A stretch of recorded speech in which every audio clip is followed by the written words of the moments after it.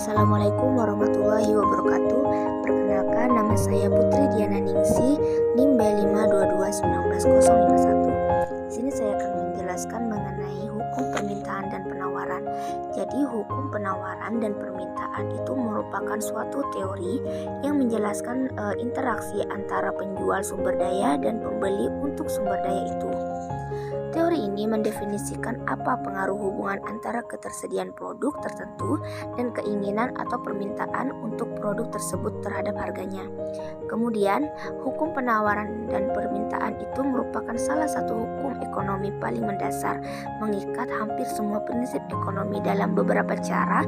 Dalam praktiknya, penawaran dan permintaan saling berlawanan hingga pasar menemukan harga keseimbangan. Namun, banyak faktor dapat mempengaruhi penawaran dan permintaan, menyebabkan mereka meningkat atau menurun dengan berbagai cara. Di sini saya mengambil contoh usaha warung makan ketupat kandangan Acilwana yang merupakan warung makan yang termasuk ke dalam kategori ekonomi mikro. Warung makan ini didirikan oleh Ibu Siti Rawana dan memiliki berbagai varian menu seperti nasi kuning, lontong, ayam kampung, nasi sop, rawon, dan ketupat kandangan.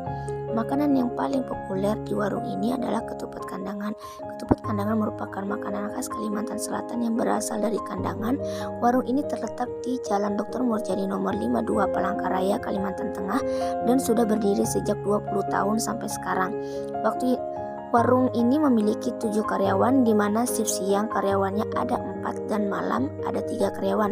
Modal utama dari warung ini dalam satu hari sekitar 5 juta dan pendapatan satu hari sekitar 3 jutaan, dan gaji karyawannya dalam satu hari untuk yang masak itu 150.000, sedangkan karyawan yang tidak masak itu gajinya 85.000 per hari. Kemudian, analisis permintaan dan penawaran.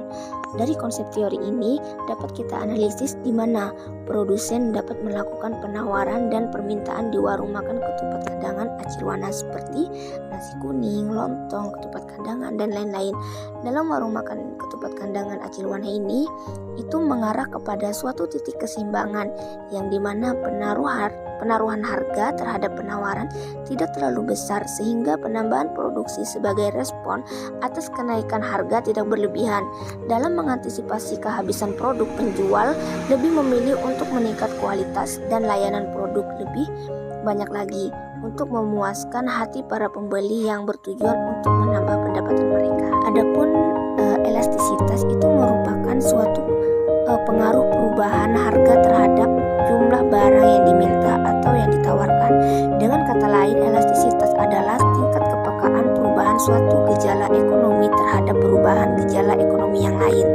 Ekonomi Islam itu telah banyak pemikiran serta ekonom muslim yang mengajukan definisi ilmu ini, dan sejauh ini dapat dikatakan tidak ada definisi tunggal yang disepakati. Beberapa definisi tersebut antara lain disampaikan oleh Hazanu'zzaman bahwa ilmu ekonomi Islam adalah pengetahuan dan aplikasi dari perintah-perintah serta aturan syariah yang mencegah ketidakadilan dalam memperolehan dan pembagian sumber daya dalam tujuan memenuhi kebutuhan manusia dan memungkinkan di antara manusia untuk melaksanakan kewajibannya pada Allah Subhanahu wa taala dan masyarakat. Ilmu ekonomi konvensional itu secara istilah tidak merujuk pada ekonomi tertentu.